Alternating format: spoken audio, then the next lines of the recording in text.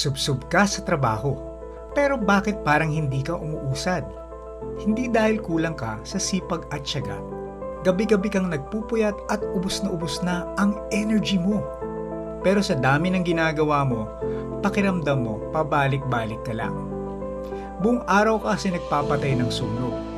Sinasagot ang sunod-sunod na chats, tawag, emails o bigla ang utos. Naipit ka na sa survival mode. Kaya bago ka tuluyang maubos sa demands ng iba, take a step back. Huminga ka at baguhin mo ang diskarte. Piliin mo kung aling gawain ang may pinakamalaking impact sa mga pangarap mo sa buhay. Matutong unahin ang mahalaga bago ang urgent. Huwag mong hayaan mapunta ang buong araw mo sa plano ng ibang tao. Dahil sa huli, hindi mo kailangang dagdagan ang sipag at tiyaga mo. Kailangan mo lang bawiin ang kontrol